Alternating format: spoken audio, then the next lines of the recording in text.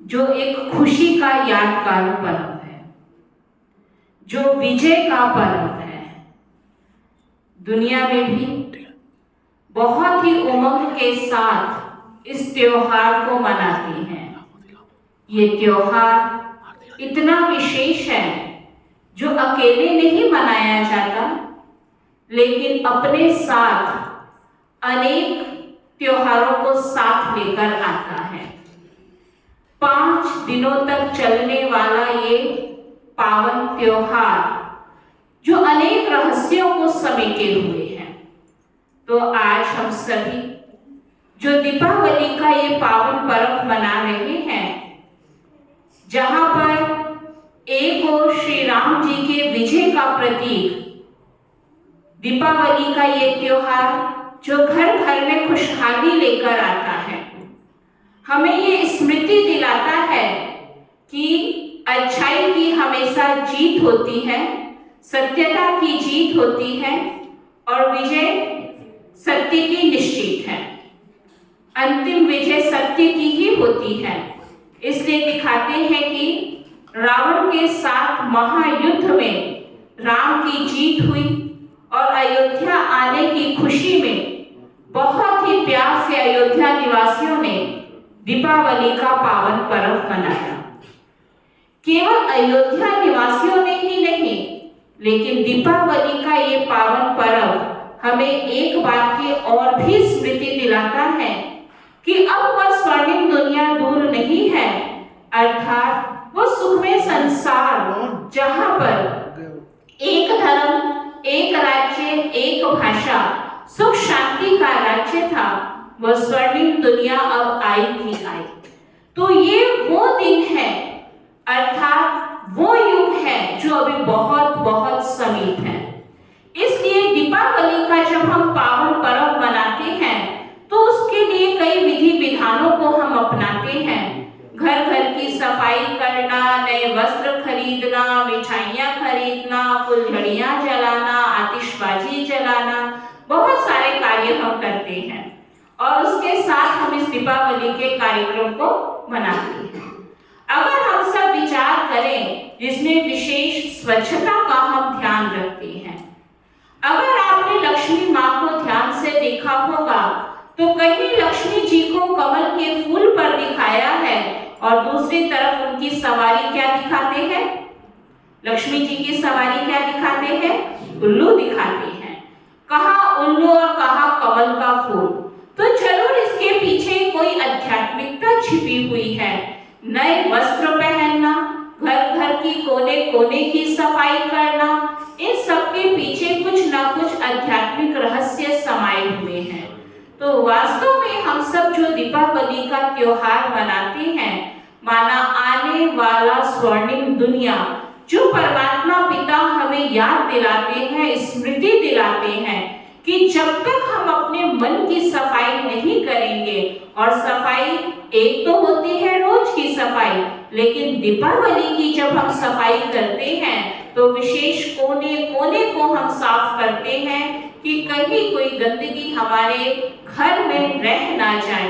क्योंकि जब तक गंदगी होगी तो लक्ष्मी जी का वास कैसे होगा? अर्थात जब तक हमारे मन में विकारों की गंदगी होगी, विषय विकारों की गंदगी होगी, तब तक हम आने वाली स्वर्णिम दुनिया में जहाँ पे श्री लक्ष्मी और नारायण का राज्य होगा, उस दुनिया में हम जा नहीं सकेंगे। उस दुनिया में जाने के लिए, लक्ष्मी को वरने के लिए मन का कोना कोना हमारा साफ होना चाहिए। तो हम बाहरी सफाई तो अवश्य करें, लेकिन बाहरी सफाई के साथ हम अंतर मन की भी सफाई करेंगे, तभी आत्म दीप हम जगा सकेंगे। तो परम ज्योति, परम शक्ति परमात्मा, जिसने हमें, हमारी आत्मा को इतना सशक्त बनाया, इतना शक्तिशाली बनाया, जिसमें ज्ञान का अमृत डालकर हमें स्वयं की पहचान कराई, सद्गुणों से सजाया, और इसी का हम सिंबल देखते हैं कि दीपावली के दिन विशेष नए वस्त्र हम सब पहनते हैं।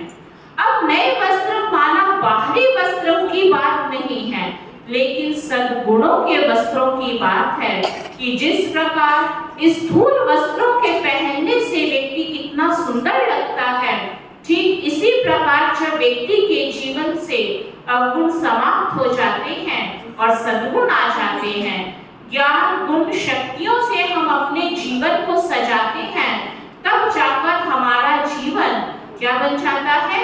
मूल्यवान, श्रेष्ठ बन जाता है। तो उन सद्गुणों को धारण करने का ये जो पावन पर्व है, जो हमें ये स्मृति दिलाता है कि अपने जीवन में श्रेष्ठ संस्कारों को भरें, सद्गुणों को भरें, तभी हम एक धर्म एक राज्य वाली दुनिया में जा सकेंगे। और उसके पश्चात हम सभी क्या करते हैं? दीपावली वाले दिन विशेष मुख मीठा भी कराते हैं। केवल स्थूल मिठाई की हम मुख मीठा ना करें या एक दूसरे को स्थूल मिठाई केवल ना खिलाएं। आज वैसे भी दुनिया में देखें, अगर कोई स्थूल मिठाई खिलाता है तो हेल्थ कॉन्शियस होने के कारण कह भी देते हैं कि थोड़ा खिलाना, लेकिन ये है मधुरता की मिठाई, मीठे बोल की मिठाई, जिससे हमारा अंतर हृदय तो शुद्ध होता ही होता है, लेकिन दूसरे का मन भी खुश हो जाता है। तो ये है मीठे बोल की मिठाई खाना और दूसरों को खिलाना। उसके बाद हम देखते हैं कि कई लोग, व्यापारी लोग क्या करते हैं? उस दिन से नया खाता शुरू करते हैं। माना आज तक हमारे जीवन में जो बात हो गई, बीत गई सो बीत गई। जिस प्रकार व्यापारी लोग देखते हैं कि आज तक का चौपड़ा समाप्त हुआ और उस दिन से नया खाता आरंभ करते हैं, ऐसे ही भगवान भी हम बच्चों को यही शिक्षा देते हैं कि जीवन में चाहे कैसी भी परिस्थितियां क्यों ना आई हो, उन सब बातों को भुलाकर जीवन में फिर से नए कर्मों की श्रेष्ठ कमाई का नया खाता आरंभ करो। तो इसलिए हम सब दीपावली के दिन व्यापारी बनकर फिर से अपने पुण्य का खाता इकट्ठा करें। कई लोग ऐसा भी मानते हैं कि आज के दिन जुआ खेलें, लेकिन अब देखा जाए तो जुआ खेलना कोई अच्छी बात तो नहीं है, लेकिन फिर भी लोग जुआ खेलते हैं। अब जुआ में क्या होता है?